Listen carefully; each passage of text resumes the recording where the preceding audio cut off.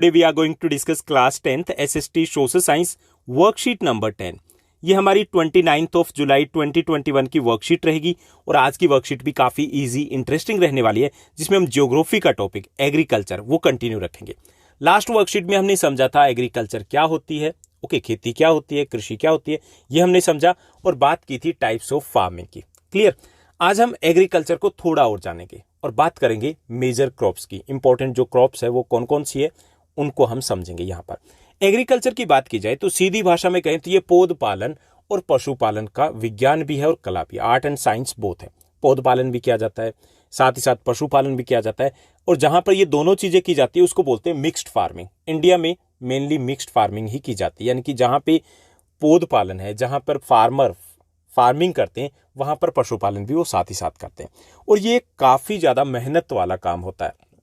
दूसरा, इसमें जो इनकम होती है वो फिक्स नहीं होती, ऊपर नीचे होती रहती है, और 6 मंथ की मेहनत के बाद भी कोई गारंटी वारंटी नहीं होती कि प्रोडक्शन होगा। कई बार जब पकी पकाई फसलें होती है वो बर्बाद हो जाती है, तबाह हो जाती है। चलिए देखते हैं एग्रीकल्चर में हमारे इंडिया में कौन कौन सी मेन फसलें बोई जाती है और उनके लिए कौन सी क्या कंडीशन की रिक्वायरमेंट होती है। So due to the difference in soil, climate and farming methods, different types of food and non-food crops are grown in different regions of the country। अब इंडिया में क्या है, डिफरेंट टाइप्स ऑफ सॉइल्स है। Okay, जैसा कि first chapter में हम discuss कर चुके हैं कि there are mainly 6 types of soils are found in India. 6 type की मिट्टियां पाई जाती है, such as the alluvial soil, black soil, red soil, laterite soil, desert और the arid soil, okay, forest soil. तो अब जो 6 टाइप की अलग अलग प्रकार की जो मिट्टियां पाई जाती है, अब हर प्रकार की मिट्टी में अलग अलग टाइप की क्रॉप होगी। ओके, जैसे कॉटन सॉइल जो है is best for the cotton crop, alluvial soil is best for the wheat, rice, sugar cane etcetera. Okay, and laterite soil जो बेस्ट है टी और कॉफी के लिए। तो इसके कारण अपने यहाँ पर डिफरेंट टाइप की सॉइल के कारण डिफरेंट टाइप की वेरियस टाइप्स की फूड और नॉन फूड क्रॉप्स उगाई जाती है। दूसरे ये कि क्लाइमेट में भी डिफरेंस है। अब क्लाइमेट में देखिए, साउथ इंडिया का जो क्लाइमेट है, हमारा नॉर्थ इंडिया का क्लाइमेट है, जो वेस्टर्न पार्ट का राजस्थान का क्लाइमेट है और ईस्टर्न पार्ट का जो क्लाइमेट है अलग अलग है। अब टोटली अलग अलग है तो वहां पे अलग अलग टाइप की क्रॉप्स होगी। ओके, और थर्ड है फार्मिंग मेथड्स भी डिफरेंट है। Okay, so due to the difference in soils, climate and farming methods, different types of food and non food crops are grown in different regions of India. यानी कि देश के अलग अलग भागों में अलग अलग टाइप की फसलें वो बोई जाती है, उगाई जाती है। क्लियर? क्यों, समझ में आ गया ना, क्यों अलग अलग टाइप की फूड और नॉन फूड क्रॉप्स उगाई जाती है। क्लियर? अब हम बात करेंगे मेजर क्रॉप्स की। The main crops grown in India are wheat, rice, cotton and maize. India में जो मेन क्रॉप्स बोई जाती है वो है wheat, rice, cotton, maize, sugar cane, jute, tea, coffee, rubber, ये सारी मेन क्रॉप्स है। हालांकि इन्होंने मेज के बारे में दिया है तो मेज इतनी इंपॉर्टेंट नहीं है, लेकिन sugar cane, jute, tea, coffee, rubber इससे कहीं ज्यादा इंपॉर्टेंट है। लेकिन हम यहां पर डिस्कस करेंगे इस वर्कशीट में व्हीट के बारे में, यानी कि गेहूं हो गया, राइस, कॉटन और मेज यानी कि आपका मक्का हो गया। क्लियर? अब यहां पर एक टेबल दी गई और उसमें दिए गए ये 4 मेजर क्रॉप्स, इनके लिए रिक्वायर्ड कंडीशन। उससे पहले हम बात कर देते हैं क्रॉपिंग सीजन की। मेनली इंडिया में 2 क्रॉपिंग सीजन है, वैसे 3 होते हैं लेकिन हम मेनली 2 की बात करेंगे। एक होता है रबी, जैसे यहां पे मेंशन किया गया, और एक होता है खरीफ। ओके, अब रबी जो सीजन होता है जो कि विंटर सीजन होता है, और जो खरीफ होता है ये होता है हमारा समर सीजन। अब कई बार आप कंफ्यूज हो जाते हो, कंफ्यूज कैसे हो जाते हो कि कौन सी क्रॉप है वो रबी सीजन की है, कौन सी क्रॉप है वो खरीफ सीजन की है। तो इसको आप कैसे याद रखोगे, एक इजी सा फॉर्मूला है।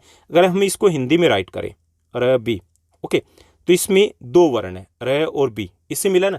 तो इसकी जो मेन क्रॉप होती है रबी सीजन की उसमें भी 2 ही वर्ण होते हैं, जैसे कि गेहूं, ओके, गेहूं में 2 है, जैसे कि चना, जैसे कि जो, ओके, याद रह जाएगा ना, पूरी लाइफ नहीं भूलने वाले हो आप।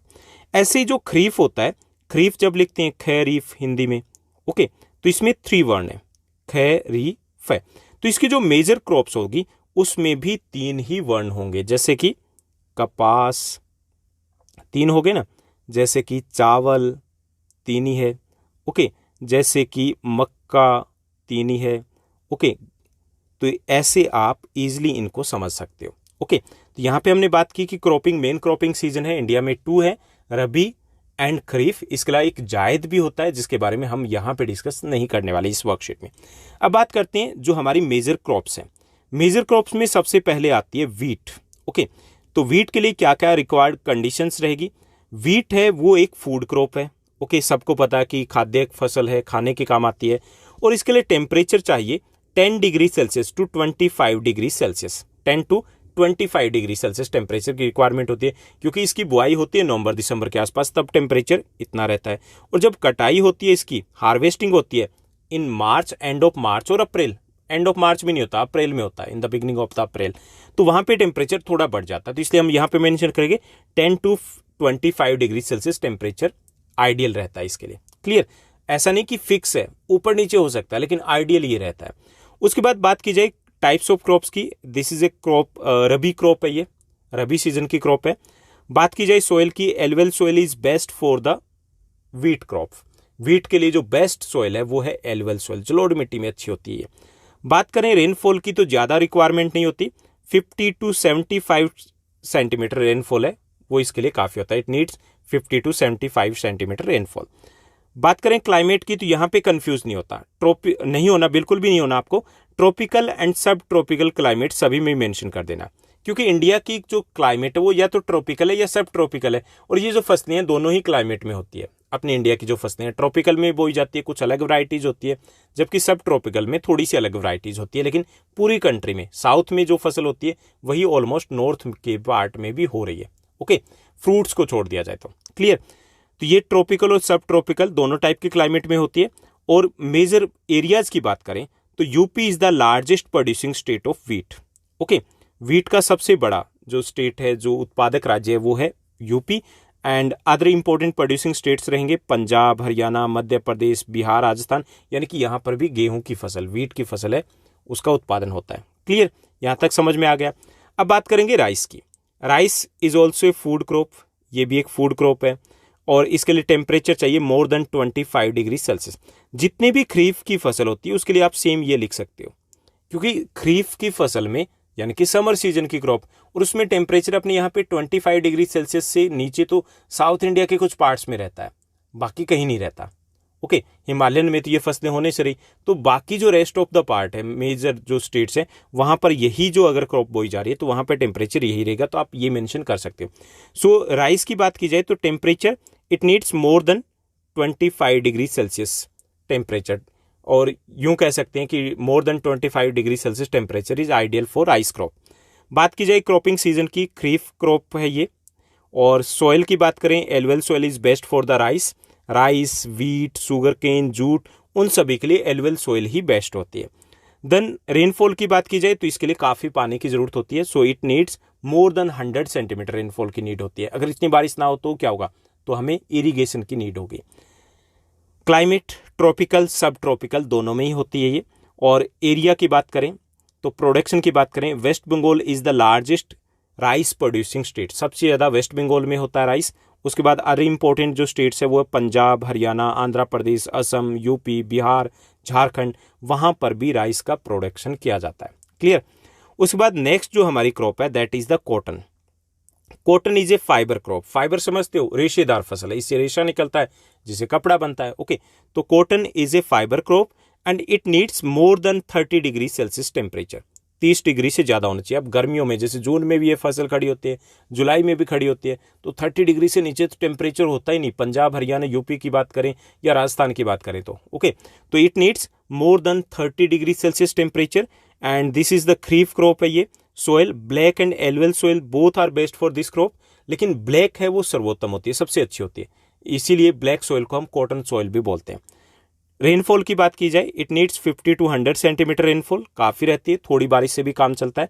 और ट्रॉपिकल सब ट्रॉपिकल दोनों क्लाइमेट में ही हो जाती है। प्रोडक्शन की बात करें, Gujarat is the largest cotton producing state, सबसे ज़्यादा गुजरात में होती है। Other important producing states are Maharashtra, Madhya Pradesh, Haryana, Punjab, Rajasthan, Tamil Nadu, इन स्टेट्स में भी कॉटन का प्रोडक्शन किया जाता है। उसके बाद लास्ट हमारा आ जाता है मेज, मक्का। ओके, ये चराई वाली फसल है। ओके, यानी कि फसलों, ये जो फसल है पशुओं के लिए बोई जाती है आमतौर पे, और मेजर क्रॉप्स में बिल्कुल नहीं आती है, जैसा कि इस वर्कशीट में कहा गया वैसा कुछ नहीं है।